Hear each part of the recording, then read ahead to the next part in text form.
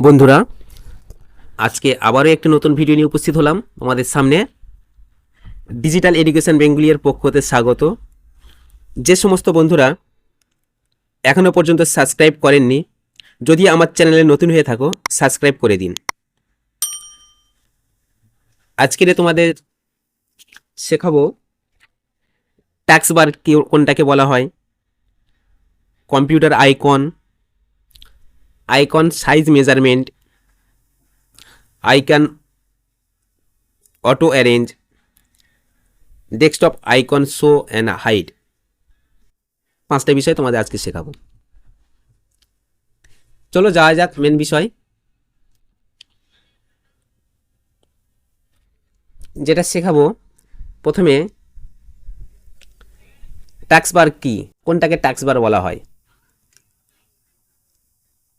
Tax বার বলতে এই যে নিচের অপশানটা দেখতে পাচ্ছ, আমি এই যে মাউস নিয়ে চলাফেরা করছি, মাউস পয়েন্টার নিয়ে যাচ্ছি, এই অংশকে বলা হয় ট্যাক্স বার। দেখো এই ট্যাক্স বারকে আমি বিভিন্ন রকম সফটওয়্যারগুলোকে আমি এখানে অ্যাড করে রেখেছি। দেখো আমি এই ট্যাক্স বারের উপরে ক্লিক করলাম, ট্যাক্স বারটা এখানে এখন লক করা আছে, যদিও দেখতে পাচ্ছ। মনে করো ট্যাক্স বারের উপরে মনে করো আমার এই সফটওয়্যারটা আছে, এখানে ট্যাক্স বারের উপরে আছে। এটাকে যদি আমি ট্যাক্স বার থেকে ডিলিট করতে চাই, সেক্ষেত্রে আমার আইকনের উপরে আমার রাইট ক্লিক করতে হয় মাউসের।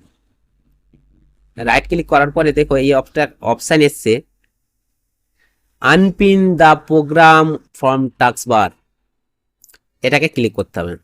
ক্লিক করলাম, দেখো বন্ধুরা আমি ক্লোজ করে দিচ্ছি, দেখো চলে গেছে। আর একটা বিষয় বলা হলো না তোমাদের, যে স্টার্ট মেনু, এই যে লোগোটা দেখতে পাচ্ছ, এই যে আইকনটা, এটাকে বলা হয় স্টার্ট মেনু। এর উপরে রাইট ক্লিক করলাম, করে আমি বিভিন্ন সফটওয়্যার বা প্রোগ্রামে আমি ঢুকতে পারি। ঠিক আছে, দেখেছো এগুলো সব প্রোগ্রাম আছে, সফটওয়্যার আছে, এর মধ্যে আমি ঢুকতে পারি। আরও অপশান আছে, দেখো নিচে অ্যারো চিহ্নটা মারবো, মারলে এখানে দেখেছো বিভিন্ন রকম প্রোগ্রাম বা সফটওয়্যার চলে এসছে এখানে, বা আমার কম্পিউটার যে অ্যাপ্লিকেশনগুলো আছে সেগুলো সব এখানে চলে এসছে। যদি মনে করো আমি একটা সফটওয়্যারকে আমি ট্যাক্স বারে অ্যাড করতে চাই, কিভাবে অ্যাড করব? দেখো আমি এই স্টার্ট মেনুর অ্যাপস থেকে এসে মনে করি যে কন্ট্রোল প্যানেল, এটাকে আমি ট্যাক্স বারে অ্যাড করতে চাই। আচ্ছা, আগে দেখে নিই আমার ট্যাক্স বারে কন্ট্রোল প্যানেলটা অ্যাড আছে কি না। চলো ব্যাক করা যাক।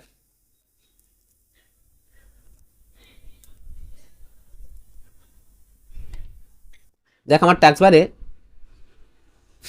কন্ট্রোল প্যানেল অ্যাড আছে কি না, নেই কোনো রকম। দেখো তাহলে আমি কিভাবে অ্যাড করব? স্টার্ট মেনুতে আমি লেফট ক্লিক করব, করার পরে দেখো এই যে অপশানটা এসছে এখানে, এটা আমার আছে উইন্ডোজ 8, এক একটা ভার্সন এক এক রকম আছে। উইন্ডোজ 7 একটু আলাদা দেখাবে। এই যে অ্যারো চিহ্ন, এখানে আমি ক্লিক করব, করে সোজা চলে যাবো এই কন্ট্রোল প্যানেলে। দেখো এই যে কন্ট্রোল প্যানেলটা আছে, কন্ট্রোল প্যানেলে আমি রাইট ক্লিক করব, করে দেখো এখানে দিয়েছে পিন টু টাস্ক বার, এই অপশানে আমি ক্লিক করে দেবো। চলো ব্যাকে ফিরে যাই, দেখো আমাদের টাস্ক বারে কন্ট্রোল প্যানেলটা এসছে কিনা। ডেস্কটপে চলে আসলাম, দেখো বন্ধুরা এই কন্ট্রোল প্যানেল অপশানটা এখানে চলে এসছে। এভাবে আমরা কন্ট্রোল প্যানেল যে কোনো রকম অ্যাপ্লিকেশন বলো আর সফটওয়্যার বলে আমি টাস্ক বারে অ্যাড করতে পারবো। দ্বিতীয় নাম্বার আইকন। আইকনটা কি আগে বুঝি। আইকন মানে কোনো একটা সিম্বলকে বলা হয়েছে, কোনো একটা চিহ্নকে আইকন বলছি এখানে। যেমন দেখো কম্পিউটার এখানে আছে, অনেকটা ছোট তাই না বন্ধুরা, অনেকটা ছোট দেখাচ্ছে। আমি একটু সাইজটা বড় করে নিই, আইকনগুলো দেখতে ভালো লাগবে বা বুঝতে পারবে তোমরা। রাইট ক্লিক করলাম, ভিউ অপশান থেকে আমি লার্জ করে দিলাম। দেখো আইকনগুলো বড় হয়ে গেছে, তোমাদের দেখতে খুবই ভালো লাগছে। দেখো এই যে দিস পিসি, এটা হচ্ছে মাই কম্পিউটার যেটাকে বলা হয়, বা আমার কম্পিউটার এটা আইকন বা সিম্বল। নেক্সট দেখো বন্ধুরা এটা আছে ডিলিট আইকন। বা রিসাইকেল বিন, যেগুলো আমরা ডিলিট করি টোটালি রিসাইকেল বিন এসে জমা হয়। এটা ফোল্ডার আছে, এটা ফোল্ডার আইকন।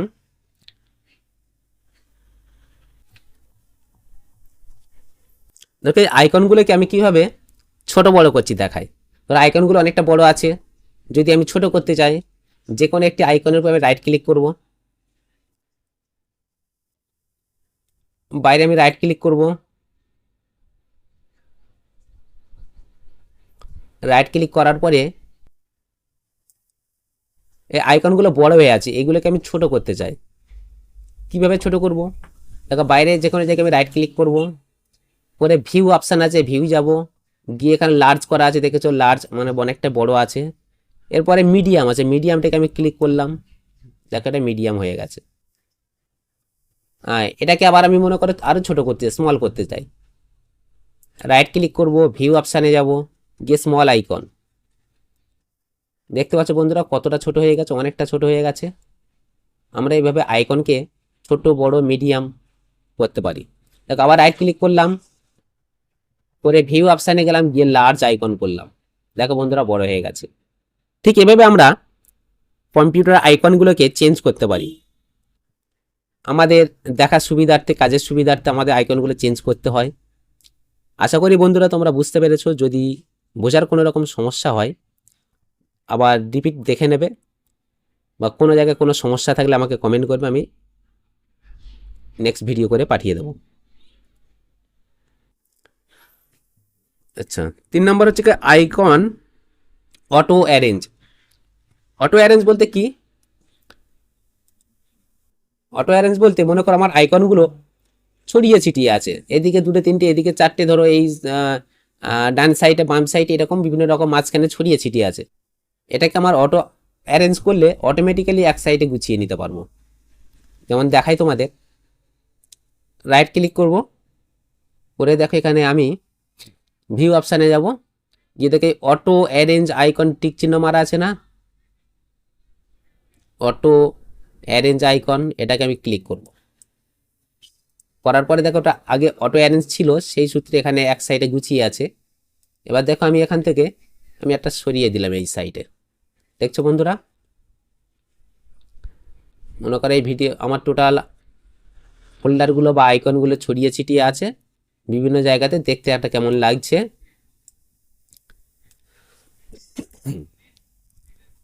আচ্ছা, এই আইকনগুলোকে ধরো ছড়িয়ে আছে, আমাদের গুছাতে গেলে অনেকটা সময় লেগে যাবে, কেননা আমার এক একটা করে আলাদা আলাদাভাবে টেনে ধরে এনে আমাকে টেনে টেনে এনে আমাকে বসাতে হবে, তাই না?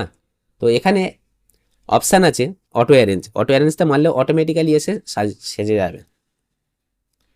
যেমন দেখায় তোমাদের, রাইট ক্লিক করব, ভিউ অপশান যাব, গিয়ে অটো অ্যারেঞ্জ আইকন, দেখো অটো অ্যারেঞ্জ আইকনে আমি টিক মারলাম, দেখো বন্ধুরা অটোমেটিক চলে এসছে।